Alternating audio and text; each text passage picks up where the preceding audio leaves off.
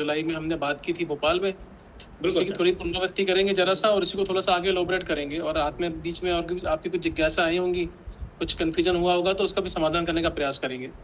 सो sharing मुझे allowed है? यहाँ से शेयरिंग है मेरे यस पास? सर, बिल्कुल सर आप जी सर बिल्कुल। ठीक है। So I am just sharing my screen so that you can have a look of the presentation. आशा करता हूँ कि ये दिख रहा होगा आपको। यस सर विजिबल है सर, बिल्कुल जी। ठीक है सर, ओके। तो बीच बीच में कुछ छोटे मोटे प्रश्न भी पूछूंगा साथ। आप लोग से रिक्वेस्ट होगी कि अपने प्लीज म्यूट करके रखें, थोड़ा सा डिस्टर्बेंस हो जाता है तो कंटिन्यूटी ब्रेक होती है। और शिक्षक होने के नाते आप भी इस बात को समझते हैं, इस बात की गंभीरता समझते हैं, तो आप भी उस बात का ध्यान से पालन करेंगे। सबसे पहले तो उच्च शिक्षा विभाग और राज्य स्तरीय मूल्यांकन एवं प्रत्ययन प्रकोष्ठ सैक को बहुत बहुत बधाई और धन्यवाद कि इतना अच्छा एक कार्यक्रम, एक इतनी अच्छी योजना आप लेकर आए हैं, जो निश्चित रूप से मध्य प्रदेश में हायर एजुकेशन सिस्टम के क्वालिटी इंप्रूवमेंट के लिए एक मील का पत्थर साबित होगी। आज ये द्वितीय सत्र है जिसमें कि हम एट्रीब्यूट नंबर 3 की बात करेंगे। जो लोग मेरे पिछले सत्र में उपस्थित थे उनको ध्यान होगा कि I talked about the 4E framework in which we talked about the existence, effectiveness, evidence and enhancement. वो facility, वो सुविधा, वो infrastructure क्या resource that is available or not exist करता है नहीं करता. If it is available, then how effectively it is being used, whether it is being properly used or not. And then if both are there, then what are the evidences by which we can claim, by which we can demonstrate our claim, and what are the methods or how we are improving or enhancing the things or the resources. So these are the 4E. This is the 4E framework that I discussed in my last session. I'll just continue my this point of view in this today's session also, and also check the different quality metrics on this particular framework. So every higher education system has certain areas, and these areas are called attributes, and for the quality purpose they are divided into 10 different attributes, out of which today I will talk about the third one, that is infrastructure. So before moving ahead, I am just showing the small clip again that probably you must have seen in my last presentation also, and now I am playing again the movie.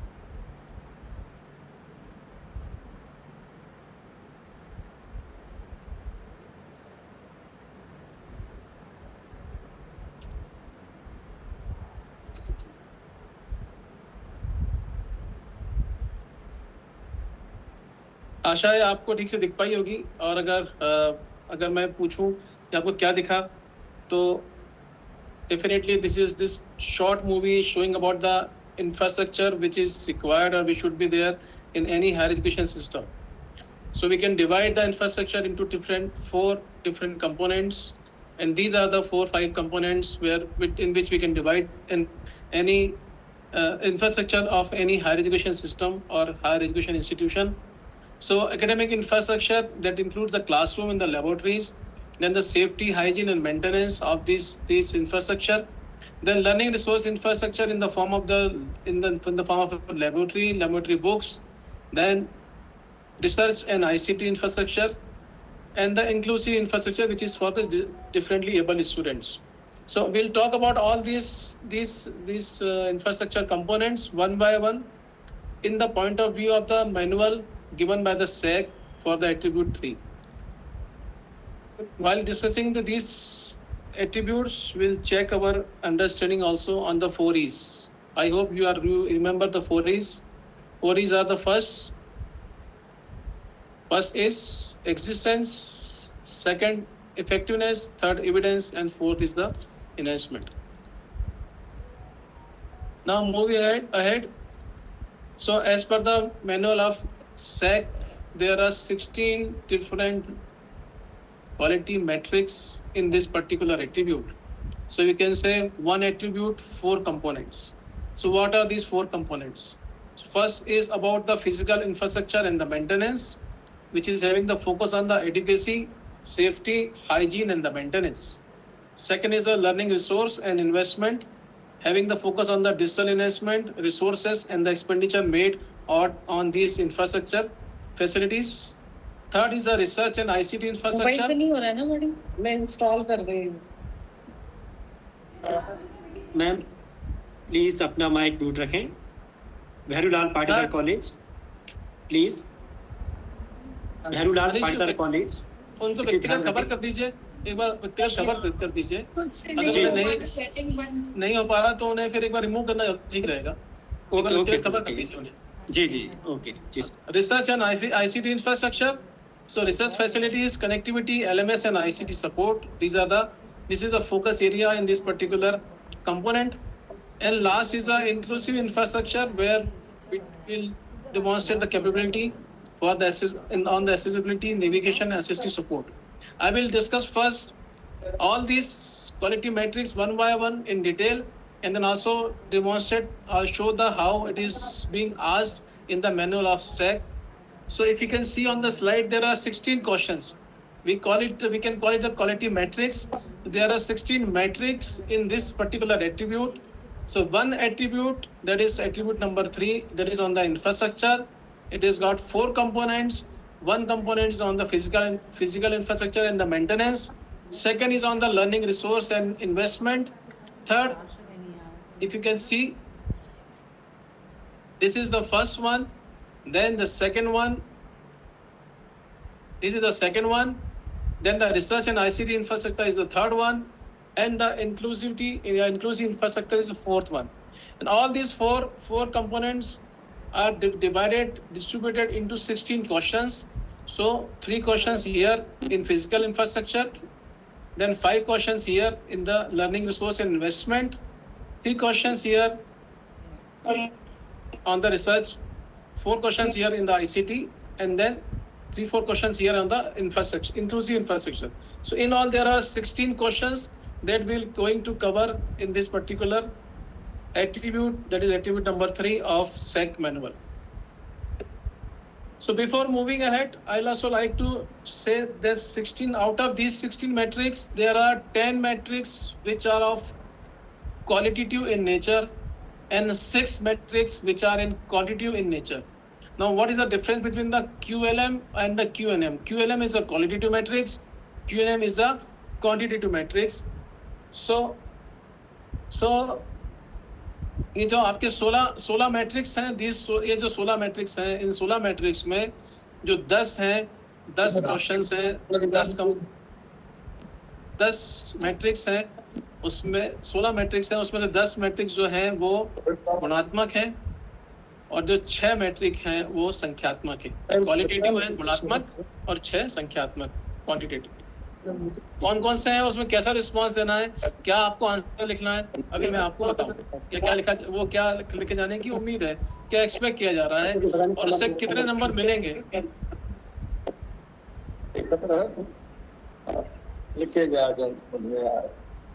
Manish ji sir हाँ, ये इनको बाहर कर दीजिए sir please. जी sir, manage कर रहे हैं सर। जी सर, इन्हें बाहर कर। आप सभी से एक बार पुनः अनुरोध है कि अपने माइक को ऑफ रखें। आप जब एंटर हो तो उसे चेक कर लें प्लीज, अन्यथा हमको आपको डायरेक्ट रिमूव करना पड़ेगा। जी सर, आप कंटिन्यू करिए, हम देखते हैं सिस्टम पर। जी सर। ओके, तो जो हमारा पहला मैट्रिक है वो है क्वालिटेटिव मैट्रिक, जिसको बोलते हैं गुणात्मक है। मतलब गुणात्मक अगर है इसका मतलब कि हमको जो प्रश्न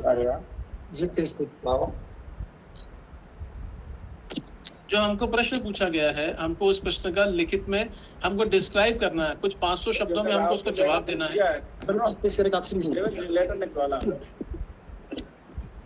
सर आप कंटिन्यू कर रहे हैं, वो टेक्निकल टीम से उन्हें रिमूव करने को बोला गया है। नहीं, मैं कंटिन्यू कर सकता हूँ, मुझे डिस्टर्बेंस होता है मुझे, क्योंकि मुझे वो कहाँ से वॉइस मुझे आती है। और जी सर, जी सर, उनको रिमूव कर रहे हैं सर। मैं उस मतलब मैं, क्योंकि मैं भी इंसान हूँ ना, मैं मशीन की तरह नहीं बोल सकता। जी सर, जी सर, बिल्कुल जी जी जी, उनको रिमूव कर रहे हैं सर।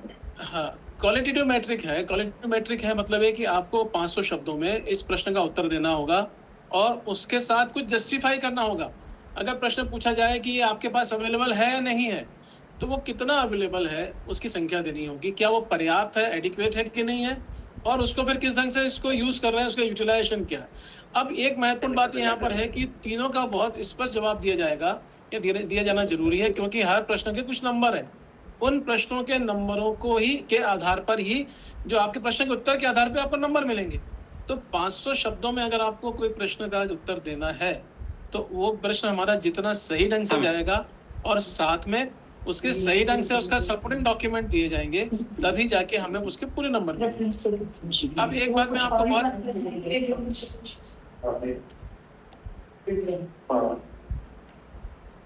आपको इसमें यहाँ पे स्पष्ट करूँ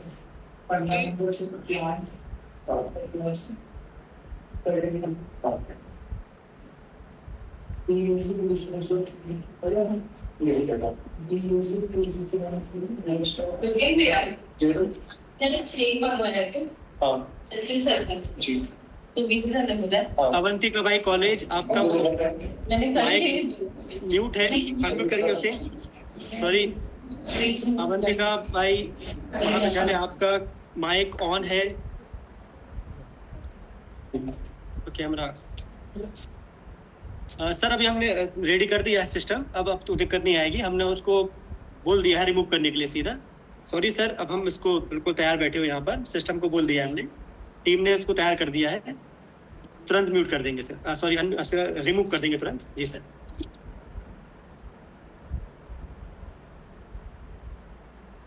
सर आपका माइक अभी म्यूट है सर, डॉक्टर।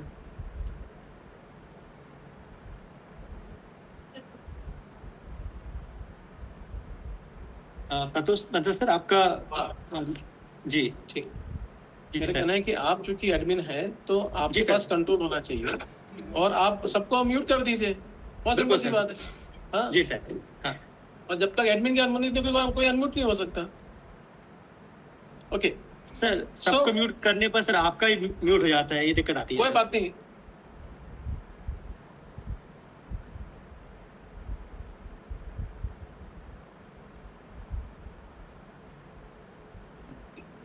सर आपका माइक अभी म्यूट है सर।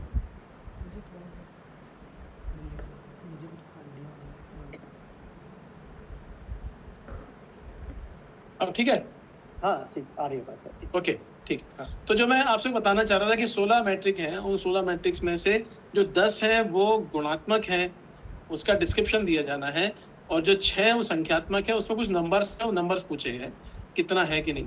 लेकिन सारे 16 मैट्रिक्स में हमको ध्यान रखना पड़ेगा कि हमारा जो एविडेंस है, सपोर्टिंग डॉक्यूमेंट वो स्ट्रांग हो, वो बिल्कुल सही हो, क्योंकि उसके आधार पर नंबरों की गणना होगी। हम जो अपना आंसर लिखेंगे, उस आंसर में जब तक हम एविडेंस नहीं देंगे तब तक उसको कोई भी उसको इवेल्युएट नहीं करेगा, उसमें नंबर नहीं मिलेंगे। एक बात। दूसरी बात यह कि बहुत महत्वपूर्ण ध्यान रखना है कि किसी को भी इसकी इंपॉर्टेंस नहीं बताने जाना है। जैसे कोई प्रश्न पूछा जाए कि भाई आपके क्लास में क्या आपके पास लेबोरेटरीज हैं या आपके पास क्लासरूम है, तो मैंने ऐसे बहुत सारे केसेस देखे हैं जहां पर कॉलेज जो है वो लेबोरेटरी होने की इंपॉर्टेंस क्या है, या क्लासरूम होने की इंपॉर्टेंस क्या है, या अच्छी क्लासरूम होने की इंपॉर्टेंस क्या है, ये बताना शुरू कर देते हैं। लेकिन वो बताने की आवश्यकता नहीं है, क्योंकि ये असेसमेंट आपके ज्ञान का उस ढंग से प्रदर्शन नहीं हो रहा है, ये आपके पास क्या चीजें उपलब्ध है उसकी बात हो रही है। तो क्वालिटेटिव एनालिसिस है आपकी चीजों का। तो आपको अपने उस ढंग से यही बताना कि क्लासरूम होने का क्या फायदा है, या ई जर्नल्स होने का क्या फायदा है, ये नहीं बताना है। ये बताना है कि वो सुविधाएं हैं तो वो कितनी है, पहली बात है कि नहीं है, कौन सी सुविधाएं है, क्लासरूम्स है, लैब्स है, सेमिनार हॉल है, स्पोर्ट्स है, हॉस्टल्स है, ये सब सुविधाएं हैं कि नहीं है। अगर है तो पर्याप्त संख्या में, पर्याप्त मात्रा में है कि नहीं, एडिक्वेट है कि नहीं। अब एडिक्वेट है नहीं है कैसे मालूम पड़ेगा? तो जो हमारे बेंचमार्क्स हैं, जो हमारी अप्रूवलिंग बॉडी होती है, उससे हमें एडिक्वेसी मालूम पड़ती है। अगर मेरे पास 60 बच्चों की संख्या है तो या तो 20 के रेशो में या 30 के रेशो में या 15 के रेशो में, उसका जो भी मानदंड है, जो भी मापदंड है उसका, या जो भी उसको निर्धारित किया गया है, उसकी संख्या हमें देखी जानी पड़ेगी। जैसे उदाहरण के स्वरूप कंप्यूटर की बात करते हैं, तो क्या 2 बच्चों पर 1 कंप्यूटर होना चाहिए? तो 60 की संख्या में क्या मेरे पास 30 कंप्यूटर है कि नहीं है? ये उसकी पर्याप्तता को बताता है। अब मैं बोलता कि मेरे पास 50 कंप्यूटर है लेकिन मेरे पास 400 बच्चे हैं, तो बात नहीं चलेगी, क्योंकि वो पर्याप्त नहीं होगा जो स्टैंडर्ड या जो बेंचमार्क सेट किया गया उसके हिसाब से। तो एक तो हो गया अवेलेबिलिटी, दूसरा हो गया पर्याप्तता, एडिक्वेसी, तीसरा है कि हम उसका उपयोग किस ढंग से कर रहे हैं, वो ठीक ढंग से यूज हो रहा है कि नहीं हो रहा, उसका यूजेस क्या है। इस तरीके से इस पे बात की जाएगी, इस ढंग से इसका प्रश्न है, उसका हमको जवाब देना पड़ेगा। और फिर अगर फिजिकल इंफ्रास्ट्रक्चर है तो उसमें फिर मास्टर प्लान अगर है कि नहीं है, इसके मास्टर प्लान अवेलेबल है कि नहीं है। मास्टर प्लान अगर है तो मास्टर प्लान किसने अप्रूव किया, मैंने लास्ट सेशन में बताया भी था अपना इस बारे में। अगर मास्टर प्लान है तो उसको प्रॉपरली अप्रूव किया हुआ कि नहीं है।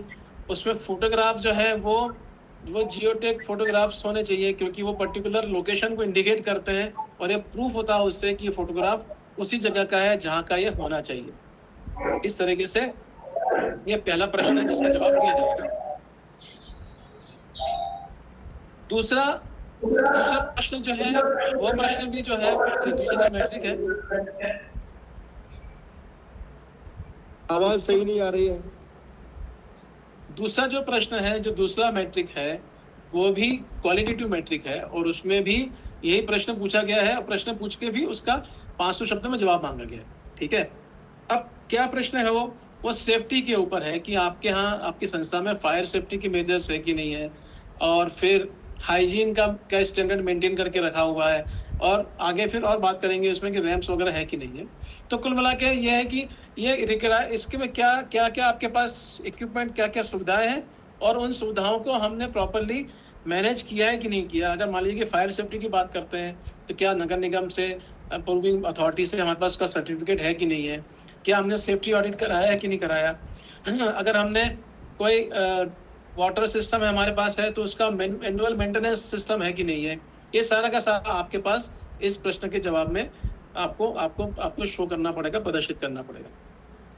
तो अगर मान लीजिए कि आपसे कोई पूछे आपसे कि अगर आप एसएसआर हैं और मेरे परिसर में कोई प्रश्न, मेरा प्रश्न मान लीजिए मैं उत्तर देता हूँ, मैं बोलता कि मेरे परिसर में पर्याप्त फायर सेफ्टी अरेंजमेंट है, फायर सेफ्टी की पर्याप्त सुविधाएं उपलब्ध हैं, ऐसा मेरा क्लेम है, और मैं उसके जवाब में या उसके साथ में उसके सपोर्टिंग में एक तो मैं एविडेंस सबमिट करता हूँ, मैं एक एविडेंस सबमिट करता हूँ जिसमें फोटोग्राफ्स भी है, और दूसरा मैं उसके जो बिल्स हैं वो सबमिट करता हूँ। तो मैंने एविडेंस दिए, एक तो मैंने दिया फोटोग्राफ, दूसरा दिया मैंने बिल। तो क्या है पर्याप्त होगा? क्या है पर्याप्त होगा, हाँ या ना? अगर मैं, आप में से कोई बता सकते हैं अगर, या माइक फुल सुनता है कि नहीं है? हेलो जी नहीं सर, ये सफिशिएंट नहीं है। सफिशिएंट क्यों नहीं है? ये बता सकते हैं? अगर फायर सेफ्टी अरेंजमेंट है मेरे यहाँ और मैं उसको फोटोग्राफ दे रहा हूँ और मैं उसका बिल दे रहा हूँ, तो ये सफिशिएंट क्यों नहीं है? सर 2 चीजें हैं, एक तो इसका यूटिलाइजेशन होना चाहिए और एक फायर सेफ्टी का सर्टिफिकेट होना चाहिए। अच्छा, यूटिलाइजेशन तो तब होगा ना जब आग लगेगी। भगवान ना करे यहाँ पर आके भी आग लगे किसी के यहाँ पर, तो आप तो लोग साहब आग लगेगी तभी तो यूज करूंगा, जबरदस्ती तो यूज नहीं करूंगा। तो फिर क्या हो सकता है? apparatus का इंस्टॉलेशन भी होना जरूरी है। आपका जो दूसरा पॉइंट बोला था वो बहुत सही था, सर्टिफिकेट होना चाहिए। यहाँ पर एक फायर सेफ्टी का सर्टिफिकेट होना चाहिए।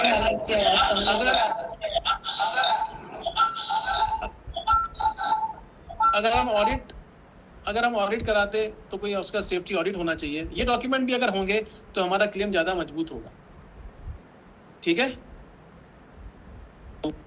अच्छा अगला प्रश्न जो है वो जो अगला मैट्रिक है वो संख्यात्मक है, क्वांटिटेटिव है। उसमें प्रश्न पूछा गया, उसका जवाब देना कि यस है या नो है। तो पॉलिसी के बारे में बात है कि उसने पॉलिसी, आपके संस्था में पॉलिसी है या नहीं है। अब पॉलिसी है या नहीं है, अकेले अगर हमने सिर्फ यस बोल दिया तो हमें नंबर पूरे नहीं मिलेंगे। क्यों नहीं मिलेंगे? क्योंकि वो हमारे उतने से काम नहीं होगा, हमें उसका सपोर्टिंग डॉक्यूमेंट देखना पड़ेगा।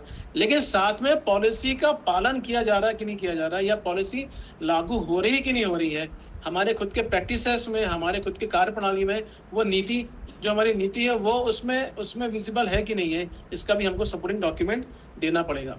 तो ये तुलना के ऐसे शुरू में जो मैंने आपसे बात की थी, अगर आप ध्यान दे पा रहे होंगे, तो ये जो पहला जो था फिजिकल इंफ्रास्ट्रक्चर मेंटेनेंस में, इसमें 3 क्वेश्चंस हैं, 3.1, 3.2, 3.3।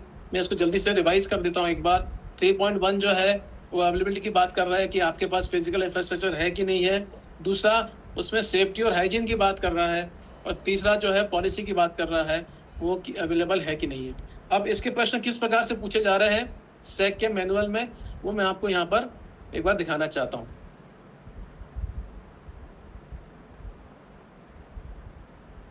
ये विजिबल है आपको? Yes sir. हाँ, दिख रहा है। तो जैसे मैंने कहा कि पहला प्रश्न, हाँ, अब इस पहले प्रश्न के आप देखिए, पहले प्रश्न को ठीक से पढ़ेंगे क्योंकि इसमें एक एक पॉइंट जो है बहुत इंपॉर्टेंट है। Availability and adequacy of physical infrastructure facilities, तो ये उपलब्ध है और पर्याप्त है, ये बताना है। अवेलेबिलिटी है और एडिक्वेसी है, ये बताना है। और ये कौन कौन सी फिजिकल फैसिलिटीज है? क्लासरूम है, लेबोरेटरीज है, सेमिनार हॉल है, स्पोर्ट्स है, हॉस्टल्स है, और इसके अलावा और जो आवश्यक एमिनिटीज होती हैं, क्या वो कैंपस में है या नहीं है। तो पहला तो वो है कि नहीं है, और दूसरा वो पर्याप्त है कि नहीं है। ये 2 प्रश्नों का उत्तर देना है। अब इन प्रश्नों का उत्तर देना किस तरीके से है, तो उसका एक आपको डिस्क्रिप्शन देना है। आपको यहाँ पर लिखा हुआ, जैसे देख पा रहे होंगे, provide details in 500 words of availability, पहली बात, एडिक्वेसी, दूसरी बात, तीसरा यूटिलाइजेशन, तीसरा कि उसका प्रयोग हो रहा है कि नहीं हो रहा, जो सबसे ज्यादा महत्वपूर्ण है। तो उपलब्ध है कि नहीं है, पर्याप्त है कि नहीं है, और उसका उपयोग उस ढंग से किया जा रहा है कि नहीं किया जा रहा। कौन से?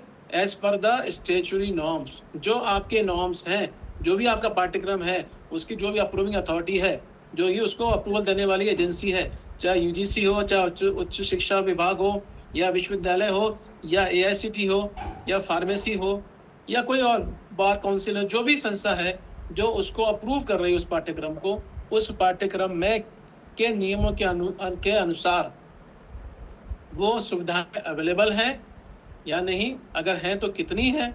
और फिर तीसरा जो प्रश्न जो सैक आपसे उम्मीद कर रहा है, वो उसका यूटिलाइजेशन। ये दीज आर द 3 की ऑफ फिजिकल इंफ्रास्ट्रक्चर फैसिलिटीज। और फिर ये सारा का सारा आपका डिटेल में बताना होगा, यहाँ पर 500 शब्दों में बताना है इसमें। और साथ में फिर क्या डॉक्यूमेंट देना है आपको? ये डॉक्यूमेंट देना है कि उसके लिए आपके पास ऑफिशियली अप्रूव मास्टर प्लान है कि नहीं है, और सारी सुविधा की फोटोग्राफ भी देनी है, और यूजर्स रिपोर्ट भी देना है, ये बताना है। और इस पूरे क्वेश्चन के नंबर कितने होते हैं? इस क्वेश्चन के नंबर है 10। तो 10/10 लेना है। तो हम शिक्षक, हमें मालूम है कि किसने पर 10/10 मिलता है। 10/10 चाहिए तो हमारी तैयारी भी वैसी होनी चाहिए, और उसकी प्रस्तुति भी उसी प्रकार से होनी चाहिए। अगला प्रश्न वैसे जैसे मैंने कहा था QLM है, क्वालिटेटिव है, डिस्क्रिप्शन देना है आपको। Compliance of physical infrastructure with safety, hygiene and accessibility standards. तो आपके पास जो सुविधाएं हैं, फिजिकल इंफ्रास्ट्रक्चर है, वो सेफ्टी के हिसाब से, उसके हाइजीन के हिसाब से, और फिजिकली चैलेंज जो स्टूडेंट्स होते हैं उनकी एक्सेसिबिलिटी के हिसाब से वो कितनी चीज़ें वहाँ पर उपलब्ध है, वो है कि नहीं है। तो आपको थोड़ा यहाँ पर डिस्क्राइब करना है उसको। और फिर उसमें अगर एक और चीज़ है कि वॉशरूम अगर है तो साफ़ सुथरा है कि नहीं है, अगर पानी की सुविधा है तो उसका AMC उसका मेंटेन कर रहे हैं कि नहीं, ये सारा का सारा आपको यहाँ पर डिस्क्राइब करना होगा और इसको शोकेस करना होगा। तो इंफ्रास्ट्रक्चर मेंटेनेंस पॉलिसी होनी चाहिए, उसकी लॉग रिकॉर्ड, अगर पॉलिसी बनी तो मैंने जैसे बताया कि उसका एग्जीक्यूशन भी होना चाहिए। अगर कोई नीति बनी है तो उसका पालन भी उस प्रकार से दिखना चाहिए हमारे एविडेंस में। अब जैसे बोलिए कि पॉलिसी बनी है कि साहब हम जो है हर 4 महीने में 3 महीने में वाटर फिल्टर को साफ करवाएंगे या उसकी सर्विसिंग कराएंगे, ये अगर आपकी पॉलिसी बनी हुई है, तो ये जो पॉलिसी बनी हुई है इसका पालन किया जा रहा है कि नहीं किया जा रहा। तो पॉलिसी आप जो बना रहे हैं उसी का पालन करना है, तो वो कागज पे दिखना चाहिए। जियोटेक फोटोग्राफ्स सारी सुविधाओं के, और फिर फायर सेफ्टी सर्टिफिकेट और AMC रिकॉर्ड्स। ये हो गया प्रश्न 2 जिसके लिए आपको एविडेंस देना होगा। और इसी पर्टिकुलर कंपोनेंट में जो पहला कंपोनेंट जिसकी हम बात कर रहे हैं, उसमें तीसरा प्रश्न जो है वो ये है कि Does the institution have a policy for regular maintenance of physical infrastructure? ये भी कितने नंबर का था? ये 10 नंबर का। दूसरा क्वेश्चन कितने नंबर का था? ये 8 नंबर का क्वेश्चन था। और फिर ये हो गया 10 नंबर का तीसरा क्वेश्चन। तो कुल मिला के पहले कंपोनेंट में 28 नंबर है और इसमें प्रश्न पूछा गया यस और नो। ये क्वांटिटेटिव है, मतलब कि इसमें सिर्फ यस और नो में जवाब देना है, यहाँ पे डिस्क्राइब नहीं करना, यहाँ पर विस्तार से नहीं बताना। लेकिन सपोर्टिंग डॉक्यूमेंट तो फिर भी देना होगा। अगर हम बोलते हैं यस तो भी हमको उसका पूरा सपोर्टिंग डॉक्यूमेंट देना पड़ेगा। बजट एलोकेशन बताना पड़ेगा। अगर मेंटेनेंस के लिए पॉलिसी बनी हुई है तो अगर हम उसका जब पालन कर रहे होंगे तो फिर बजट में उसका प्रावधान है कि नहीं है। अगर है प्रावधान तो हमने अगर उसको खर्च किया होगा तो हमारी ऑडिट की रिपोर्ट में मिलेगा वो। फिर हमारे एएमसी का जो शेड्यूल क्या मैंने बताया था आपको, अगर आपने पॉलिसी बनाई है तो उसका शेड्यूल बना होना चाहिए। शेड्यूल कब बनेगा? शेड्यूल बनाने के बाद जब उसका क्रियान्वयन होगा तो फिर एएमसी के लिए आप कॉन्ट्रैक्ट देंगे, किसी को वर्क ऑर्डर देंगे, उसका बिल आएगा, भुगतान होगा। ये सारे डॉक्यूमेंट जो हैं वो आपको इसके सपोर्टिंग डॉक्यूमेंट का काम करेंगे। तो कुल मिला के जो पहले 3 क्वेश्चन हैं वो सारे के सारे फिजिकल इंफ्रास्ट्रक्चर फैसिलिटीज पर फोकस कर रहे हैं, जिसके बारे में हमने अभी बात की। यहाँ तक किसी को प्रश्न हो तो पूछ सकते हैं, या वैसे ज़्यादा आखिरी में प्रश्न रखेंगे या आप नोट कर लीजिए, सबसे बढ़िया है। तो इकट्ठे प्रश्न ले लेंगे, ज़्यादा अच्छा रहेगा। अगर किसी को दिक्कत हो तो अभी या कुछ समझ में नहीं आया या कुछ क्वेरी हो तो प्रश्न अभी आप नोट करके रख लीजिए, फिर उसको इकट्ठे हम एक के बाद एक जैसा प्रोटोकॉल होगा जी बताएंगे वैसा उस हिसाब से प्रश्न ले लेंगे। हाँ सर, क्वेश्चन लास्ट में ले लेंगे सर। जी ठीक है। तो अब मैंने जैसे कहा था कि हम चेक पॉइंट जरूर करेंगे। हमारा फौरी जो हम जो फ्रेमवर्क की बात कर रहे हैं कि वो एग्जिस्ट कर रहा है कि नहीं कर रहा। अगर एग्जिस्ट करता है उसका तो उसका एविडेंस क्या है, एविडेंस के साथ इसकी इफेक्टिवनेस क्या है, और फिर उसको हम आगे उसको कैसे बढ़ाएंगे, इनहेंस कैसे करेंगे, वो भी हमारे सिस्टम में दिखना चाहिए। तो पहली बात करता हूँ कि जो हमने जो पहले 3 क्वेश्चन पूछे उसमें कि फिजिकल फैसिलिटीज अवेलेबल है कि नहीं, एग्जिस्ट करती कि नहीं करती। अगर है तो फिर उसके अवेलेबिलिटी को और उसमें जो उसके जो कंप्लायंस है, मतलब स्टैट्यूटरी नॉर्म्स के हिसाब से जो कंप्लायंस है उसको क्या हम डिमॉन्स्ट्रेट कर सकते हैं किसी तरीके से, तो एविडेंस हमारे पास है कि नहीं है, डॉक्यूमेंट्री एविडेंस। और फिर ये उसको हम है और उपलब्ध है और पर्याप्त है तो फिर वो उसको यूज कैसे कर रहे हैं, किस ढंग से उसको यूज किया जा रहा है, और उसके आगे क्या इसको उसमें सुधार करने का हमने प्रयास किया, कैसे उसको हमने इनहेंस करने का प्रयास किया, हमारी क्या उसमें नीति है या क्या हमारी उसकी पॉलिसी। ओके, अब हम आते हैं अगले वाले पे, अगले कंपोनेंट पर चलते हैं, जिसमें कि जो मुझे बार बार जाना पड़ेगा फिर भी जल्दी से बता देता हूँ आपको। जो दूसरा कंपोनेंट है वो है लर्निंग रिसोर्स एंड इन्वेस्टमेंट। यहाँ पर 4 से 9 तक के प्रश्न जो हैं वो यहाँ पर आएंगे। 4, 5, 6, 7, 8, 9 6 प्रश्न जो हैं वो आपको यहाँ पर मिलेंगे। तो 3 ऊपर हो गए और 6 यहाँ पर मिलेंगे लर्निंग रिसोर्स एंड इन्वेस्टमेंट। ये थोड़ा ध्यान से देखिएगा क्योंकि इसमें कुछ चीज़ें थोड़ी टिपिकल है और स्पेसिफिक प्रश्न का उत्तर देने पर ही नंबर मिलेंगे। तो क्या क्या है इसके अंदर है उसके बारे में बात कर लेते हैं। Excuse me sir. जी सर, ये विजुअल नहीं हो रहा जो आप दिखाई वो कर रहे हैं, स्लाइड जो शो नहीं हो रही है। सर आपके नेटवर्क में प्रेमचंद सर, आपके नेटवर्क में प्रॉब्लम होगा। यहाँ दिखाई दे रहा है सर, सभी सिस्टम में दिखाई दे रहा है।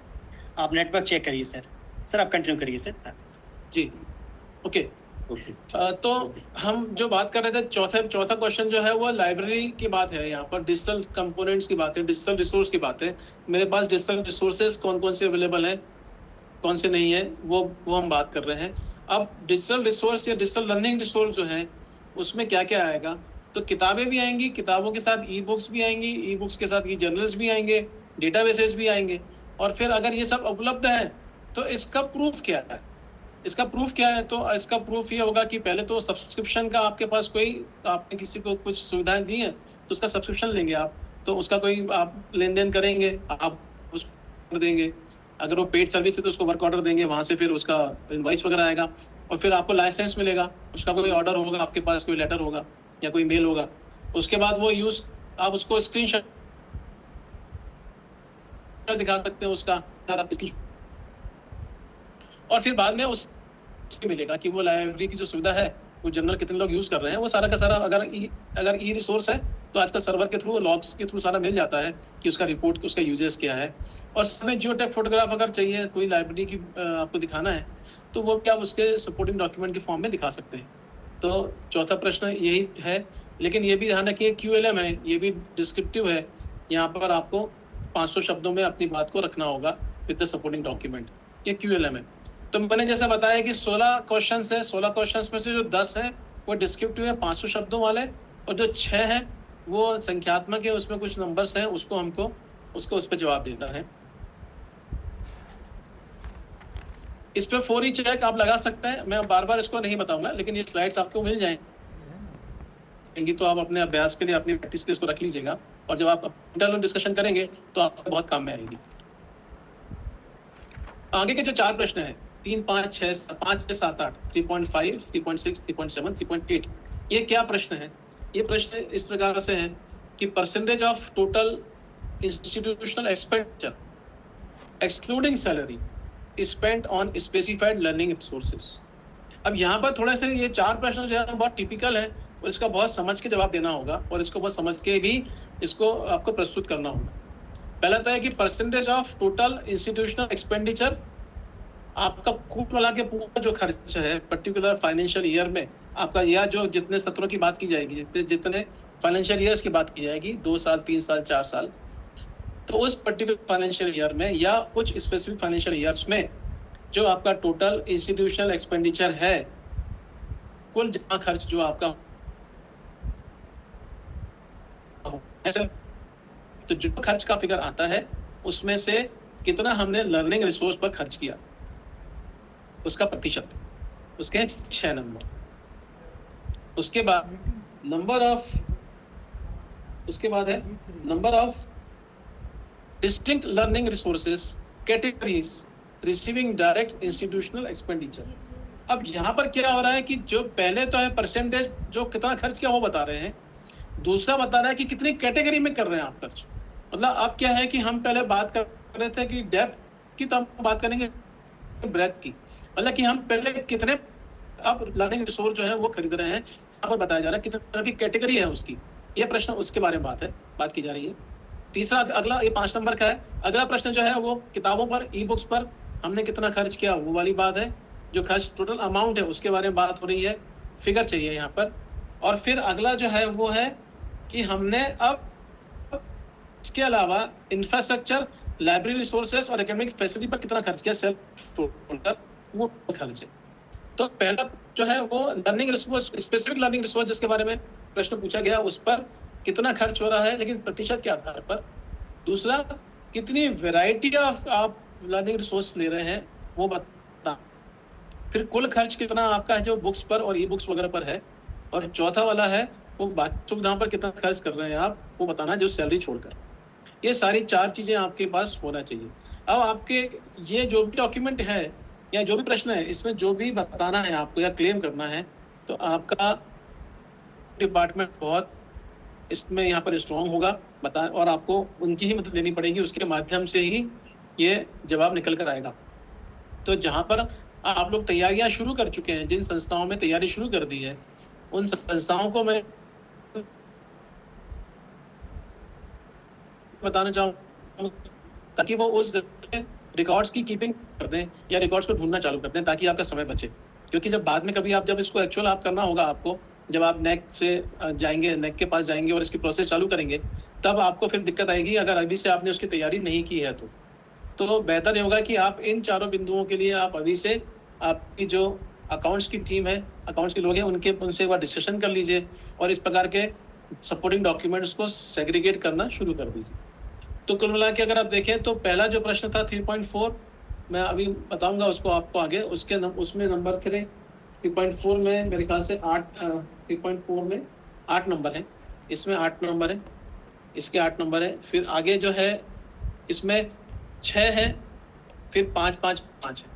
तो पहले कितने थे, 3.123 तक कितने थे याद होगा आपको, तो 28 प्रश्न, 28 थे, 28 मार्क्स थे।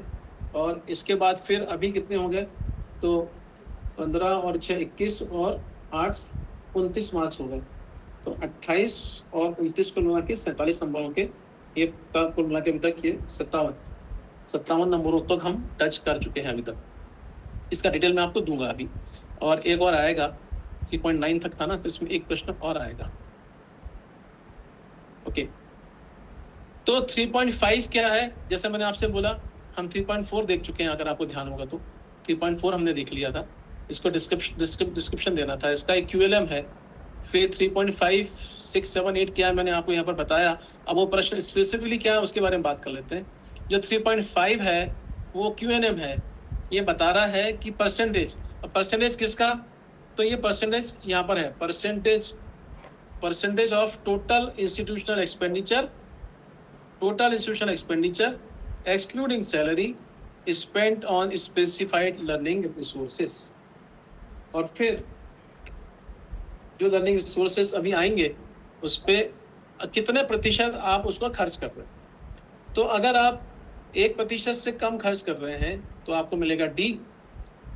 अगर आप 5% से ज्यादा खर्च कर रहे हैं तो आपको मिलेगा A। कुल मिला के ये इसका हिसाब किताब है। तो अगर आप ठीक से इसकी गणना करेंगे और ठीक से करना चाहिए तो हमको A लेना है। A लेने के लिए हमको इतनी मेहनत करनी पड़ेगी। मिला के इसका मतलब क्या है सर? ये पूरी स्क्रीन सही नहीं दिख रही है। सर स्क्रीन ठीक है सर, प्लीज आप अपना नेटवर्क चेक करिए। सर का स्क्रीन एकदम ठीक है, हमारे सभी सिस्टम में ठीक दिख रहा है। नहीं एक्चुअली सर, नहीं नेटवर्क तो सही है सर, बट स्क्रीन पूरी शो नहीं हो रही सर, थोड़ी सी कट हो रही है, that is the problem. Sir उतना ही शो करना चाहते हैं। नहीं मैडम, मुझे लगता है कि इसमें कोई ऐसा ऑप्शन नहीं होता है कि स्क्रीन का साइज में एडजस्ट कर सकूं, क्योंकि जो मेरे स्क्रीन पर दिख रहा है वही आपको दिख रहा है। इसका सिस्टम ऐसा है और मेरे स्क्रीन पर पूरा दिख रहा है, तो मैं मान के चलूंगा कि आपको भी पूरा दिख रहा है, और एक्चुअली वही सिस्टम भी होता है। तो हो सकता है कि आपका जो टीम वाले में सिस्टम में ऑप्शन थोड़ा सा हो सकता है सेट कर लें, टीम की विंडो को आप सेट कर लीजिए, उसके कारण आपको दिक्कत आ गई होगी। मैं मान रहा हूँ कि हाँ ना जी, कोई बात नहीं, ये आप घबराइए मत, मैं हूँ उपलब्ध बाद में भी आपके पास प्रश्नों के उत्तर देने के लिए। तो अभी परसेंटेज आप देखें तो परसेंटेज अगर 5% से ऊपर है तो हमको कम से कम 5% तो होना ही चाहिए, या 5% से ज्यादा होना चाहिए, तभी हमको A मिलेगा। मतलब कुल खर्चे का सैलरी निकाल कर 5% जो है वो हमारा डिजिटल रिसोर्सेज पे, ई बुक्स पर, इन सब पर खर्च होना चाहिए, ये प्रश्न बताता है। अगला जो प्रश्न है अब वो बताता है, जैसे मैंने आपसे कहा कि पहला जो 5वां प्रश्न था वो तो बोल रहा है कि कितना आप खरीद रहे हैं। अब छठवां अगला प्रश्न कहता है sir excuse me, Sadiq Mansuri this side. Sir एक क्वेश्चन है, अगर आप शॉर्टली इसका जवाब दें। सर फॉर एग्जांपल अगर LMS हमने कोई डेवलप किया है तो उसका जो एक्सपेंडिचर है उसे हम इसमें ऐड कर सकते हैं? अभी आएगा सर, LMS भी आएगा, ICT रिसोर्स है ना, अभी आएगा। ओके हाँ, हेल्प क्वेश्चंस। जैसा मैंने कहा कि प्रश्न लिख लीजिए, मनीष जी ने बताया कि अभी ये डिसाइड कर रहे हैं, प्रश्न लिख लीजिए, आपके सारे प्रश्नों का उत्तर दूंगा मैं, उसकी चिंता मत करिए, प्रश्न जरूर लिख के रख लीजिए। जो अगला प्रश्न है, जैसे मैंने 5 की बात की, हमने कितना किया, प्रोपोर्शनली कितना खर्च किया, कितने प्रतिशत खर्च किया। तो अगला जो प्रश्न है वो कितना डाइवर्सिफाइड है, मतलब कितने प्रकार का है। जैसे मैंने आपसे कहा था कि वो ब्रेड की बात कर रहा हूं, कितने प्रकार का आपने एक्सपेंस किया, तो फिजिकल बुक्स में किया, ई बुक्स में किया, लैंग्वेज लैब में किया, या मेंबरशिप लेने में किया। इस प्रकार से कितने प्रकार में आपने खर्च किया। अगर आप चारों प्रकार से करते हैं तो आपको पूरे नंबर मिलेंगे, अगर आप उससे कम में करते हैं थोड़ा कम नंबर मिलेंगे। ये इस प्रकार से डिजाइन किया प्रश्न है। जो अगला प्रश्न है 7वां और 8वां, ये अगेन ये टोटल एक्सपेंडिचर है, इसमें सेम आंसर में से चूज करना है, लेकिन इसका प्रश्न अलग अलग है। अगर आप देखें तो पहला 7वां प्रश्न जो लर्निंग रिसोर्स के बारे में है, तो उसमें बुक्स, ई बुक्स, सब्सक्रिप्शन और डिजिटल रिसोर्सेज कितने खर्च किया आपने, उसमें आपने 1 लाख रुपए से कम किया तो आपको D नंबर है, और अगर आपने 7 लाख रुपए से ज्यादा खर्च किया तो आपको A नंबर A है। तो ज्यादा खर्च नहीं करना देखा जाए तो उसके हिसाब से। और आपने बाकी इंफ्रास्ट्रक्चर में कितना खर्च किया, लाइब्रेरी रिसोर्स में, एकेडमिक फैसिलिटीज में, तो अगेन उस पर भी यही प्रश्न, यही है उसका चॉइस है कि 7 लाख से ज्यादा खर्च किया, 7 लाख या 7 लाख से ज्यादा खर्च किया तो आपको A मिलेगा, आपने 1 लाख से कम खर्च किया तो आपको D मिलेगा। ये इस ढंग से है, और इसके आपके बहुत प्रॉपरली सपोर्टिंग डॉक्यूमेंट्स भी यहाँ पर अवेलेबल होना चाहिए। जो प्रश्न मैं आपको डिटेल में दिखाऊंगा भी अभी आपको। ओके, तो एक प्रश्न अभी यहाँ पर आपसे है, अगर टोटल एक्सपेंडिचर सैलरी हटाकर 80 लाख है और बुक्स में 2 लाख, ई रिसोर्स में 1.2 लाख और डिजिटल रिसोर्स में 0.8 लाख रुपए खर्च किया है, तो टोटल हमारा एक्सपेंडिचर कितना हुआ, 3.5 में 4 लाख रुपए होगा। तो ये सही है गलत है?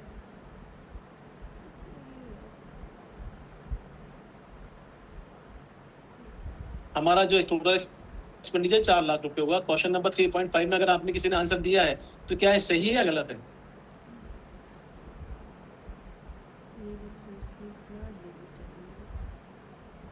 कोई बात नहीं, ये प्रश्न का जवाब मैं दे देता हूँ, आपसे जवाब नहीं आ रहा तो ये प्रश्न गलत है, क्योंकि जो 3.5 प्रश्न जो है वो परसेंटेज की बात कर रहा है, प्रतिशत की बात कर रहा है, अमाउंट की बात नहीं कर रहा है। तो कितना प्रतिशत खर्च किया उसके बारे में बात हो रही थी।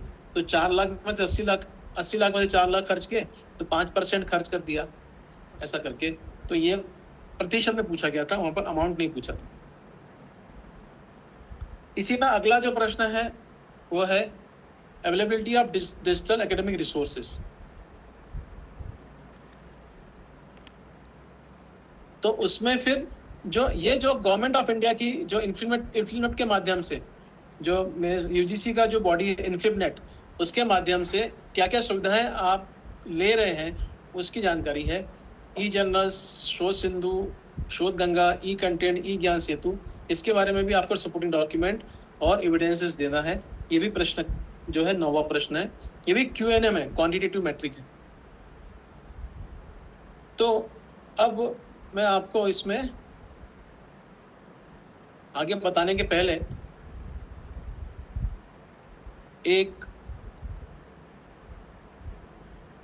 प्रश्न जो है बाद में लेंगे, इसको बताने के पहले मैं आपको थोड़ा सा ये प्रश्न दिखा देता हूँ, कौन कौन से प्रश्न स्पेसिफिकली पूछे गए हैं उसमें। तो 3.4 क्वालिटेटिव मैट्रिक मैंने जैसे बताया 8 नंबर का, has the institution adopted digital and e learning resource enhancement strategies in the latest completed academic year. जो अभी कंप्लीट हुआ एकेडमिक ईयर, ये कैसे क्या होगा, मतलब आज की तारीख, अगर आज की तारीख में बात करूं तो क्या होगा, कंप्लीटेड एकेडमिक ईयर 2025-2026, ये हमारा सत्र होगा जो जुलाई से शुरू हुआ 25 से और जून में खत्म हुआ 26 में, ये मेरा कंप्लीटेड एकेडमिक ईयर होगा। अब इसमें जो डिजिटल और e learning resource enhancement strategies हमारी क्या थी, इसके बारे में ये प्रश्न का जवाब दिया जाना है।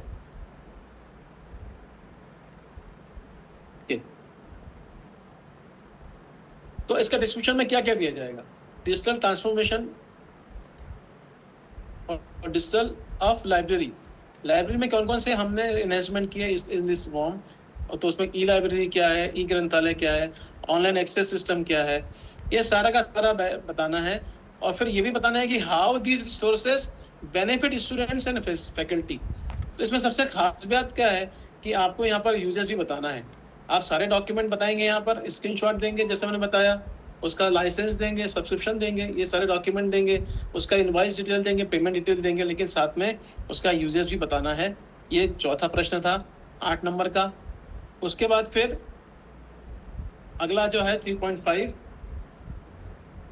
जो है वो क्यूएनएम है। ये बताइए कि कितने प्रतिशत जो है वो आपने एक्सपेंडिचर किया, किस पर किया, purchase of books, e books, subscription and digital resources during the last completed academic year. अब यहाँ पर थोड़ा सा एक कैच है, और ये थोड़ा सा एक बार मैं डिस्कस भी करूंगा यहाँ पर सेक टीम के साथ, क्योंकि जब हम बात करते हैं कंप्लीटेड ईयर की तो फाइनेंशियल में थोड़ा सा इसमें इशू आ सकता है, क्योंकि फाइनेंशियल ईयर नॉर्मली जो हमारा फाइनेंशियल ईयर है वो और एकेडमिक ईयर है वो थोड़ा अलग अलग होता है। मनीष जी थोड़ा नोट कर लीजिएगा प्लीज, इसके बारे में थोड़ा अपन और बात कर लेंगे एक बार, या एक बार इंटरनल कर लेना चाहिए। जी सर। हाँ, कि अगर ये फाइनेंशियल ईयर की जब हम बात करें, जब फाइनेंशियल ईयर मांग रहे हैं, तो क्या हमको लास्ट एकेडमिक ईयर लेना चाहिए या हमको लास्ट फाइनेंशियल ईयर लेना चाहिए, थोड़ा सा इसको एक बार ध्यान रखना चाहिए, क्योंकि थोड़ा सा इसमें डेटा वेरी कर सकता है, थोड़ा कंफ्यूजन हो सकता है। क्योंकि बहुत जगह पर अगर हम बात करेंगे एकेडमिक ईयर की, तो मई जून अप्रैल के बाद, या अप्रैल मई जून में जो खर्चा हुआ वो कैसे फिट होगा उसमें, फिर उसकी रिपोर्ट्स मिलना मुश्किल होगी, तो ये थोड़ा चैलेंजेस आ सकते हैं यहाँ। तो इसको थोड़ा देख लेंगे, लेकिन खैर जो भी पीरियड हो, उस पीरियड में आपने जो खर्च किया उसमें से सैलरी हटाकर बाकी आपने कितना खर्च किया किताबों के लिए, ई बुक्स के लिए, दूसरे प्रकार के सब्सक्रिप्शन लेने के लिए और डिजिटल रिसोर्सेज के लिए। इसके 6 नंबर हैं, और इसके 5% होने पर 5% अगर आपका एक्सपेंडिचर है या उससे ज़्यादा है तो आपको ए मिलेगा। ये पूरे के पूरे नंबर 6 नंबर मिल जाएंगे, ये है। और ये उसके सपोर्टिंग डॉक्यूमेंट। इस बारे में मैं आपको बता चुका हूँ। अगला जो है वो जो है छठवां प्रश्न, जो जैसे मैंने कहा कि उसकी ब्रेथ मतलब कि कितनी वैरायटी है, कितने टाइप के हैं। तो how many distinct categories of learning resources, अलग अलग लर्निंग रिसोर्सेज की कितनी कैटेगरी है आपके पास। तो फिजिकल बुक्स एक कैटेगरी, ई बुक्स दूसरी कैटेगरी, लैंग्वेज लैब और डिजिटल लर्निंग टूल्स तीसरी कैटेगरी, मेंबरशिप एंड सब्सक्रिप्शन चौथी कैटेगरी। इस ढंग से आपको शो करना है। और इसमें अगर चारों कैटेगरीज में आपने डॉक्यूमेंट ठीक ढंग से दिखाए और वो एक्सेप्ट हो गया तो आपको मिलेंगे पूरे 5 नंबर। ये इस प्रश्न के इसके ढंग से चॉइस है। ये Q&A में क्वांटिटेटिव है, संख्यात्मक है। और फिर ये उसके लिए कौन कौन से डॉक्यूमेंट रिक्वायर्ड है ये बताया हुआ, कौन कौन से एविडेंस रिक्वायर्ड है ये बताया हुआ है। ऑडिटेड एक्सपेंडिचर स्टेटमेंट है, कैटेगरी वाइज डिटेल्स है। अब आपको ना ये बहुत ढंग से बताने आना चाहिए, ये ध्यान रखिए। यहाँ पर जो सबसे महत्वपूर्ण है वह प्रस्तुति। जितने ठीक ढंग से इसकी प्रस्तुति करेंगे, प्रॉपर इंडेक्सिंग करेंगे, टेबल बनाएंगे, टेबल बना के उसके बाद फिर उसमें फिजिकल बुक्स के सपोर्टिंग डॉक्यूमेंट अलग लगाएंगे, फिर ई बुक्स के सपोर्टिंग डॉक्यूमेंट लगाएंगे, उसकी लैंग्वेज लैब के डॉक्यूमेंट लगाएंगे। तो आपको किसी को भी जो उसको आपके क्लेम को इवेल्युएट कर रहा है उसको आसानी होगी। लेकिन अगर आपने सब मिक्स करके लगा दिया तो हो सकता है कि आपका सही क्लेम भी जो है वो एक्सेप्ट ना हो। तो यहाँ पर भी आपको बहुत ध्यान रखना पड़ेगा। फिर अगला जो प्रश्न है वो अगेन Q&A में ही है कि total expenditure on purchase of books, e books, subscription and digital resources in the completed latest completed academic year. तो यहाँ पर भी यह ईयर की बात की जा रही है। इस पर हम थोड़ा सा डिस्कशन कर लेंगे कि एकेडमिक ईयर पे होना चाहिए या फाइनेंशियल ईयर पे होना चाहिए। और इसमें अमाउंट के बारे में बताया हुआ है कि 1 लाख रुपए से कम है तो 0 मिलेगा, और अगर 7 लाख से ज़्यादा है तो 5 मिलेगा। तो कितना खर्चा किया है बुक्स पर, ई बुक्स पर, सब्सक्रिप्शन पर या दूसरे डिजिटल रिसोर्सेज पर, वो भी बताना है आपको। फिर अगला जो प्रश्न है वो टोटल एक्सपेंडिचर कितना किया है मेजर हेड्स पर। अब इंफ्रास्ट्रक्चर पे कितना खर्च किया है, लाइब्रेरी रिसोर्सेज में कितना खर्च किया है, एक्सक्लूडिंग सैलरी, ये सब बताना है। तो इसके भी मिलेंगे 5 नंबर। और इसमें CA के साइन की रिपोर्ट होना बहुत जरूरी है, और ऑडिटर रिपोर्ट जो CA के साइन की हुई हो, और यूनिवर्सिटी के केस में ये फाइनेंस ऑफिसर के साइन की रिपोर्ट होना बहुत जरूरी है।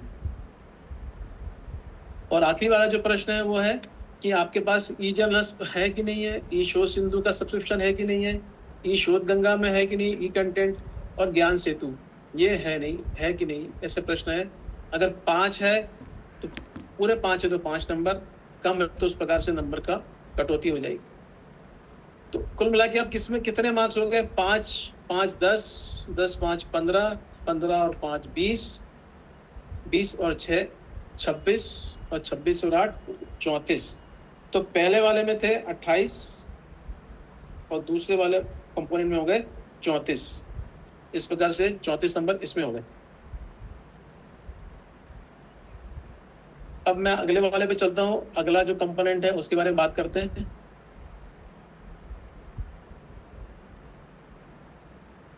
अगला कंपोनेंट है वह रिसर्च एंड आईसीटी इंफ्रास्ट्रक्चर, जिसमें कि 4 प्रश्न है। 3.10 से लेकर 3.13 तक 4 प्रश्न है। इन चारों प्रश्नों के बारे में एक एक करके देख लेते हैं। इक्विपमेंट टू रिसर्च कैपेबिलिटी, आपके पास ये भी किया QLM है, ये भी आपको अपने डिस्क्राइब करना है। यहाँ पर कितनी रिसर्च की सुविधाएं हैं, जो रिसर्च का इंफ्रास्ट्रक्चर है उसके बारे में बात हो रही है। क्वालिटेटिव मैट्रिक है, आपको यहाँ पर डिस्क्राइब करना है 500 शब्दों में। आपको बताना है कि आपके पास क्या क्या सुविधाएं हैं और वो सुविधाएं का यूजर्स क्या है, वो उसके यूजर्स का पर्पस क्या है, ये बताना बहुत जरूरी है इसमें। इसको क्योंकि ये प्रश्न में पूछा भी गया है स्पेसिफिकली, तो यूजर और उसका यूजेस ये भी बताना है। तो सिर्फ सुविधा होने से काम नहीं चलेगा, उसका यूटिलाइजेशन भी होना चाहिए, ये बहुत महत्वपूर्ण है। तो इसमें डिसिप्लिन के स्पेसिफिक आपके पास कोई सॉफ्टवेयर है क्या, सिमुलेशन के सॉफ्टवेयर है क्या आपके पास, आपके यहाँ से सेंट्रल इंस्ट्रूमेंटेशन लैब है क्या, रिसर्च लेबोरेटरीज है क्या, इसके बारे में भी जानकारी दी जाएगी, मांगी गई है। और फिर वही बात है, अगर आपके पास ये सब सुविधाएं हैं तो उसका सबूत होना चाहिए, परचेज का एविडेंस होना चाहिए, उसके सॉफ्टवेयर के अगर है तो उसका सॉफ्टवेयर लाइसेंस सर्टिफिकेट होना चाहिए, फिर कमेटी के मिनट्स होना चाहिए जो कि रिलेवेंट है for the purchasing of this software, ये रिसर्च के काम में आने वाला है, और जियोटेक फोटोग्राफ इस टाइप से ये भी है, और साथ में यूजर्स रिपोर्ट भी होना चाहिए।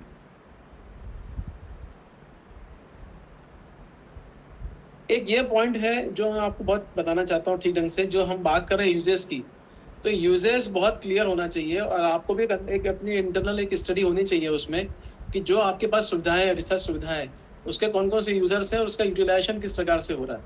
जैसे मान लीजिए कि कोई फैसिलिटी है या सॉफ्टवेयर आपके पास है, तो उसका यूजर कौन है, यूजी स्टूडेंट है और उसका पर्पस क्या है, उसका पर्पस टीचिंग है। तो फिर अब उसके अलावा कोई दूसरा कौन सुविधा है और उसमें क्या क्षमता है, उसको यूजर कौन है उसका और वो किस प्रकार से उसको यूज कर रहा है। प्रोजेक्ट में कोई पीजी स्टूडेंट है तो क्या वो उसको प्रोजेक्ट में यूज कर रहा है, कोई रिसर्च स्कॉलर है तो वो कैसे उसको यूज कर रहा है।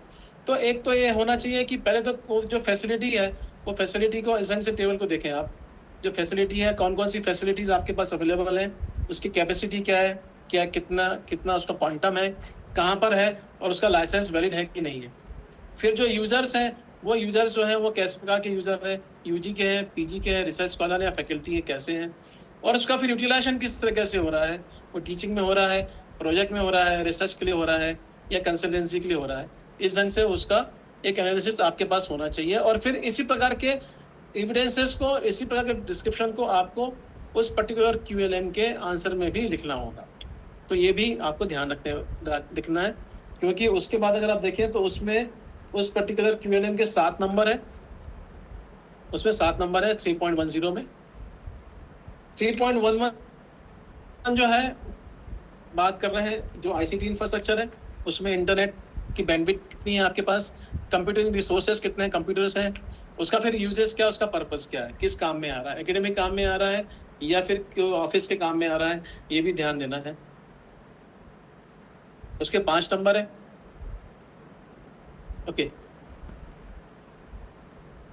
फाइन। फिर अगला जो प्रश्न है 12वां प्रश्न 3.12, इंटरनेट कनेक्टिविटी और LMS की जो हमने बात की थी उसको डिस्क्राइब करना है, उसका डिस्क्रिप्शन देना है। यहाँ पर जो सर का प्रश्न था LMS के बारे में, तो उसका जो प्रश्न यहाँ पर है उसके बारे में डिस्क्राइब करना है। तो LMS अकेले है या LMS का किस ढंग से यूटिलाइजेशन है।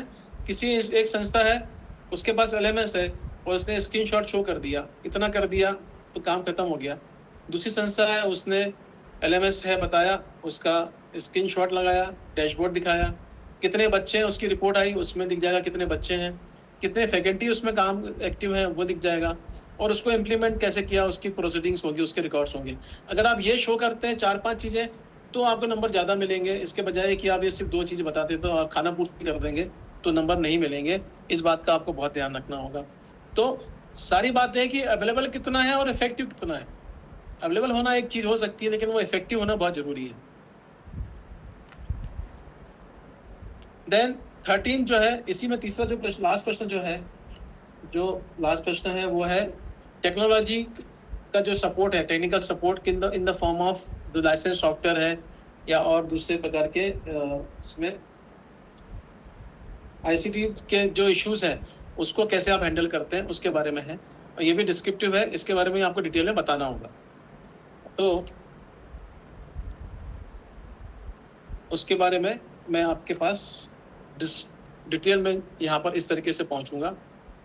जो मेरा प्रश्न ये है, जो मैनुअल है उसमें पहला प्रश्न जो था तीसरे कंपोनेंट में रिसर्च एंड ICT इंफ्रास्ट्रक्चर, जो तो तीसरा कंपोनेंट है, तो availability of discipline specific simulation software.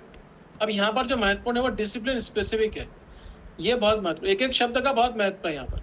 Discipline specific, तो वो पर्टिकुलर डिसिप्लिन के हिसाब से सॉफ्टवेयर होना चाहिए। मतलब आप बोल रहे हैं कि आप पढ़ा तो कॉमर्स रहा है लेकिन आपके पास कोई साइंटिफिक सॉफ्टवेयर पढ़ा हुआ है, आपने बोल दिया साहब ये सिमुलेशन का सॉफ्टवेयर है, आप इसको क्लेम कर लेंगे, तो ऐसा नहीं चलेगा। उस पर्टिकुलर डिसिप्लिन में उसका सही में यूज है कि नहीं है, ये बहुत क्लियरली आपको डिमॉन्स्ट्रेट करना पड़ेगा। तो discipline specific simulation software, central instrumentation facilities and research laboratories during the last completed academic year, इसके बारे में आपको डिस्क्राइब करना है। ये 7 नंबर का है और फिर 500 शब्दों में आपको इसको बताना है। और इसमें जो सबसे खास बात है, देखें यहाँ पर डिस्क्रिप्शन में, provide details in 500 words of simulation software, central instrumentation facilities, discipline specific labs including capacity, users and uses purpose. ये जो सबसे महत्वपूर्ण बात है वो है यूजेस पर्पस।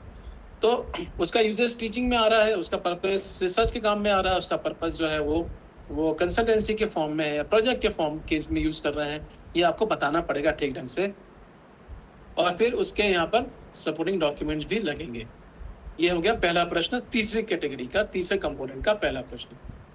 फिर अगला जो प्रश्न है वो दूसरा प्रश्न जो है तीसरे कंपोनेंट का, वो है total available bandwidth of internet connection and number of desktop और laptop available for student uses. ये चीज़ ध्यान रखने की है कि स्टूडेंट यूजेस जो है वो स्टूडेंट यूजेस के हिसाब से वो चीज़ मिलना चाहिए आपको। जो आपके पास सुविधा है वो जो सुविधा है वो सिर्फ ऑफिस के लिए या आपने रख दिया कंप्यूटर खरीद के, उससे काम नहीं चलेगा। उसका बहुत प्रॉपर्ली डेमोन्स्ट्रेट भी होना चाहिए कि ये बच्चों की सुविधाओं के लिए है। उसके बाद कनेक्शन के बिल जो है वो चाहिए। आप अगर दिखा सकते हो तो बैंडविड्थ की आप टेस्ट करके दिखा सकते हैं कि बैंडविड्थ सही में उतना आ रहा है कि नहीं आ रहा। स्टॉक रजिस्टर की रिपोर्ट है, इशू रजिस्टर होगा आपका, ये सब आपको यहाँ डेमोन्स्ट्रेट करना है। ये हो गया 8 नंबर का। तो पहला वाला था 7 नंबर और दूसरा वाला है 5 नंबर। और फिर इसके आगे बढ़ते हैं। अगला प्रश्न जो है वो इस कैटेगरी में है availability of high speed and reliable internet, effective learning management system and virtual classrooms in the institution. अब यहाँ पर थोड़ा सा ये रिपीट हो रहा है, इसके बारे में बात करेंगे। मनीष जी ये भी नोट कर लीजिएगा, ये 3.11 और 3.12 में थोड़ा सा रिपीटेशन है, तो थोड़ा सा, पर हाँ यहाँ थोड़ा कंफ्यूजन था। मैं भी ठीक करता, मैं भी कंफ्यूज हो गया था। देखिए यहाँ पर जो है वो बैंडविड्थ कितनी है उसके बारे में बात की जा रही है, और यहाँ उसके बारे में, लेकिन बात तो वही है। थोड़ा सा इसको देख लीजिए, 3.11 और 3.12 में इंटरनेट डबल हो रहा है, इसको थोड़ा चेक कर लेना चाहिए। फिर एलएमएस है कि नहीं आपके पास, कितना इफेक्टिव एलएमएस है, और वर्चुअल लैब्स और क्लासरूम्स हैं कि नहीं। इसमें दोनों क्यूएलएम ही है, असल में दोनों क्यूएलएम ही। तो ये डिस्क्राइब करना दोनों को, ये इस ढंग से है। और इसमें भी एलएमएस के बारे में डिस्क्राइब करना है। आपके पास अगर कोई AR BR है, आपके पास वर्चुअल रियलिटी सॉफ्टवेयर है, तो वो आपको बताना होगा। परचेजिंग की प्रोसेस क्या है, IT कमेटी की मिनट्स क्या है, ये डेमोन्स्ट्रेट करना है। इस प्रकार से ये तीसरा प्रश्न है। 10, 11, 12 ये 7 नंबर का है। और फिर अगला जो प्रश्न है वो भी QLM है, उसमें है कि टेक्निकल सपोर्ट है कि नहीं, क्योंकि आपके पास अगर ICT सुविधाएं हैं तो उसका टेक्निकल सपोर्ट होना चाहिए। और लाइसेंस सॉफ्टवेयर वगैरह क्या है उसके बारे में बात करें तो ICT support system, software licences, और वो कैसे वो आपके एकेडमिक सुविधाओं को यूज को सपोर्ट करते हैं, इसके बारे में बताना होगा। तो ये थोड़ा सा क्वेश्चन, चौथा प्रश्न हो गया ICT इंफ्रास्ट्रक्चर का। ये हो गया 3.1.3 सॉरी 3.13। तो ये है 5 नंबर। तो कुल मिला के इसमें हो गए 24 नंबर।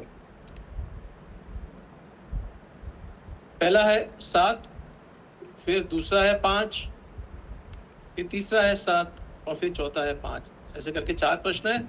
और अब कितने बचे 16 में से? अब 3 प्रश्न बचे। अब 16 में से 3 प्रश्न बचे और चौथा कंपोनेंट है, उसके बारे में थोड़ी सी बात करें।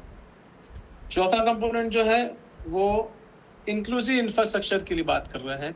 जो फिजिकली चैलेंज बच्चे होते हैं उनके लिए क्या सुविधा है, वो कितना बस सिस्टम अवेलेबल है कि नहीं उनके लिए, तो फिजिकल एक्सेस है कि नहीं, नेविगेशन एंड गाइडेंस, और उनके लिए सपोर्ट के लिए असिस्टिव सपोर्ट क्या है। ऐसे करके 3 प्रश्न इसके अंदर आएंगे, 14, 15, 16। 14 पहला जो प्रश्न है वो है QLM। ये डिस्क्राइब करना है आपको कि रैम्स क्या है, लिफ्ट क्या है, दिव्यांगजन फ्रेंडली वॉशरूम्स है कि नहीं है, इसके बारे में आपको डिस्क्राइब करना है। और इसमें अगेन वही बात है, सपोर्टिंग डॉक्यूमेंट तो वही देना होगा आपको कि आपके पास जो भी उसके लिए, चाहे तो जियोटैग फोटोग्राफ्स हैं, वीडियोस हैं, या आपके पास कोई ऑडिट रिपोर्ट है। अब इसमें ऑडिट रिपोर्ट कहाँ से आ सकती है, तो आप किसी NGO से बात कर सकते हैं। आपके आसपास कोई ऐसी NGO हो जो कि फिजिकली चैलेंज बच्चों के ऊपर काम कर रहे हो, उनके सपोर्ट करने के लिए काम कर रही हो, आप ऐसी NGO से हेल्प ले सकते हैं। वो आपको आपके यहाँ इस प्रकार का सिस्टम डेवलप करने में हेल्प करेंगी। तो एक ऐसा, आप अगर आपके पास इसके लिए एक्सपर्टीज नहीं है, आप क्योंकि स्पेशलाइज काम होता है बहुत बार, इसकी हमारे पास एक्सपर्टीज नहीं होती है, बहुत रूटीन का काम नहीं है, तो वो लोग जो लोग रूटीन का काम है जिनके लिए, ऐसे NGOs को आप बात करके ये सुविधाओं को अपने संस्थानों में विकसित करने में मदद ले सकते हैं। तो रैम्प्स हैं, लिफ्ट्स है, दिव्यांगजन फ्रेंडली वॉशरूम्स हैं, ये कंपोनेंट भी ये सुविधाएं आपके पास होना चाहिए। इसको डिस्क्राइब करके बताना है, ये QLM है। ये अगला जो है वो भी QLM ही है।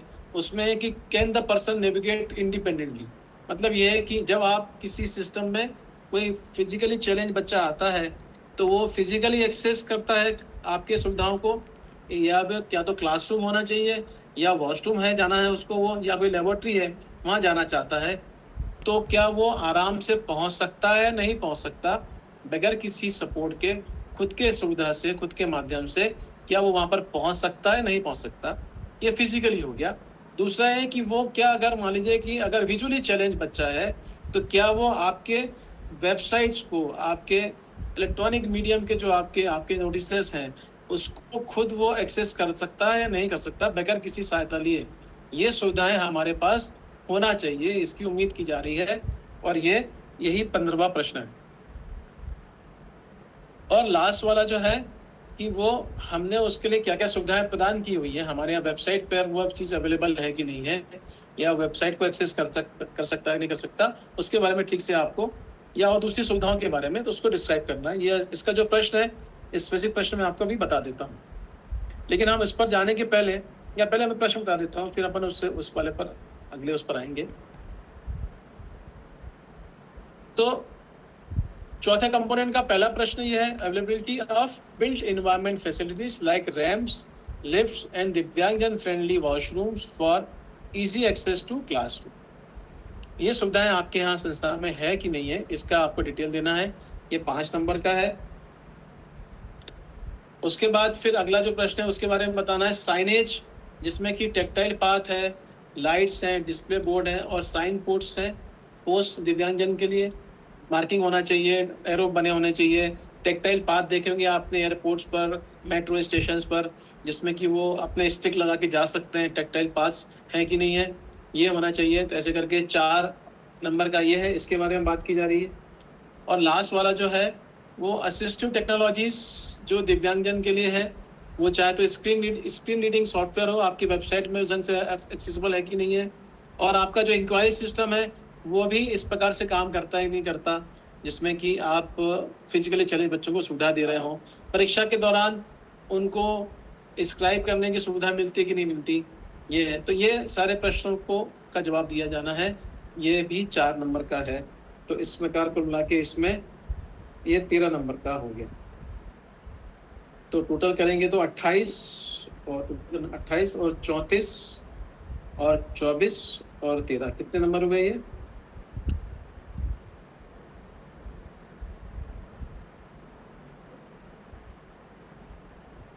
निन्यानवे नंबर में 1 नंबर के मिस हो रहा है, तो 100 होना चाहिए। तो 35 से बोला, सेकंड बोला, ये 100 नंबर का ये पर्टिकुलर एट्रीब्यूट जो 100 नंबर का है आपको।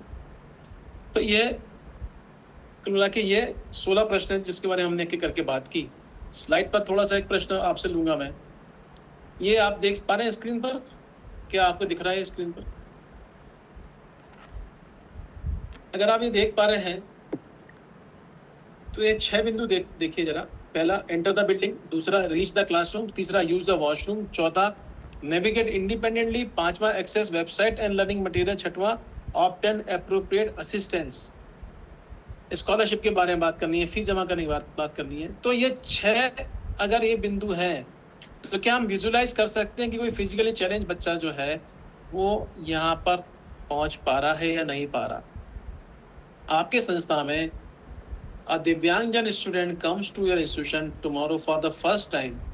अगर आपकी संस्था में कोई बच्चा पहली बार आता है जो फिजिकली चैलेंज है, तो क्या वह क्लासरूम तक ठीक से बिल्डिंग तक ठीक से पहुंच सकता है? क्या क्लासरूम तक ठीक से पहुंच सकता है? क्या वो शौचालय का प्रयोग ठीक से कर सकता है? क्या वो अपने खुद से ही अपनी सुविधाओं को नेविगेट कर सकता है, वहाँ पहुँच सकता है इंडिपेंडेंटली? क्या वेबसाइट और लर्निंग रिसोर्सेज को एक्सेस कर सकता है? और उसको अगर कुछ सहायता चाहिए तो वहाँ तक पहुँच सकता है कि नहीं पहुँच सकता? इसमें क्या गैप है, इसका एनालिसिस आप विजुलाइज करके खुद ही कर सकते।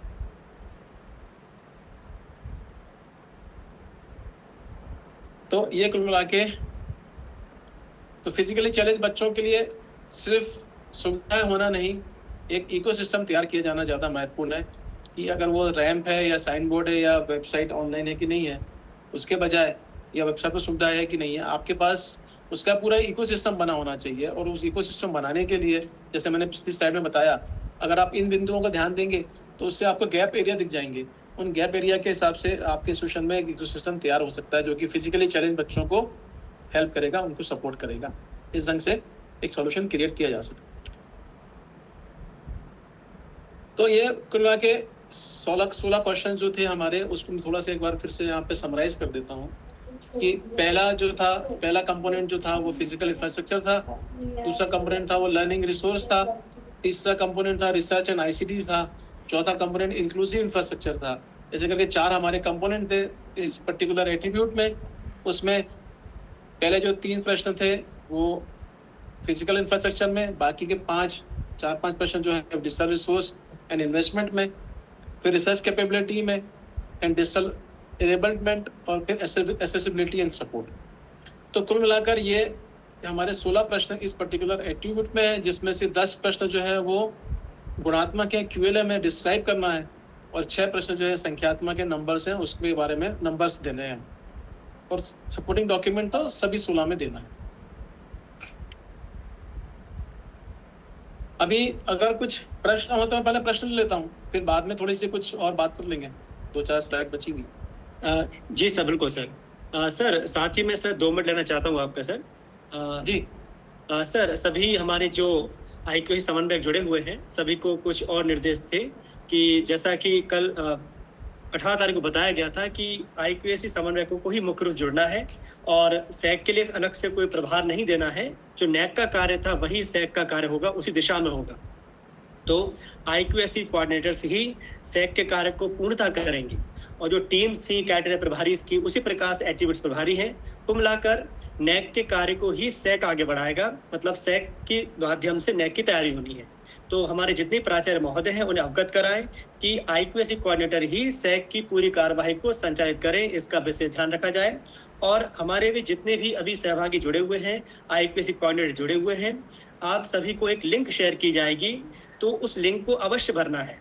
18 तारीख को बहुत ही कम हमारे सहभागियों ने इसको भरा था, अभी 302 जुड़ चुके हैं। तो उम्मीद करते हैं कि आप सभी लिंक को अवश्य भरेंगे। गूगल लिंक हम शेयर करेंगे और आपको बताएंगे भी और समय भी देंगे। तो विशेष तौर पर आज आपको लिंक अवश्य भरना है ताकि हम अपना ग्रुप बना सकें और फिर आगे आपको उसमें जानकारी शेयर कर सकें। तो मैं अब पुनः आदरणीय सर को और साथ ही एक बात बताना चाहता हूं कि हम लगातार आपकी अटेंडेंस रिकॉर्ड कर रहे हैं और उसे डाउनलोड भी कर रहे हैं। तो गूगल शीट से भी आपकी अटेंडेंस होगी, साथ ही हम डायरेक्ट माइक्रोसॉफ्ट टीम पर भी आपकी अटेंडेंस रिकॉर्ड कर रहे हैं। तो प्लीज आप ध्यान रहे कि आप पूरे समय उपस्थित रहें और जो भी बताया जा रहा है उसे आप आगे बढ़ाएं और अच्छे से काम कर सकें, ऐसी उम्मीद है। मैं पुनः डॉक्टर बंसल सर को आमंत्रित करूंगा। सर अब आप आगे बढ़। सर आप आमंत्रित है पुनः। जी धन्यवाद मनीष जी। तो अभी प्रश्न लेते हैं थोड़ा से, फिर बाद में स्लाइड पर वापस आऊंगा। कोई प्रश्न अगर हो तो पहले प्रश्नों का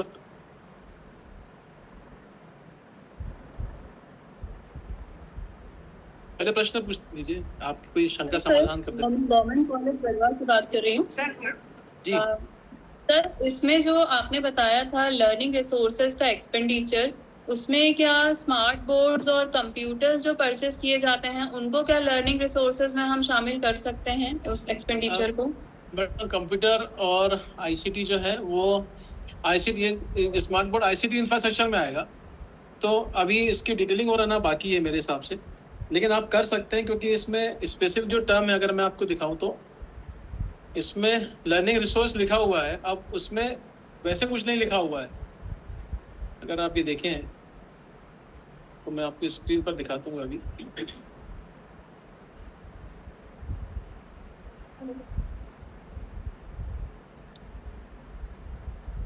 शेयर दिख रही है, स्क्रीन दिख रही है आपको? जी सर दिख रही है। हाँ सर दिख रही है जी। ये जो प्रश्न है ना, इस प्रश्न में लिखा हुआ है एकेडमिक फैसिलिटीज।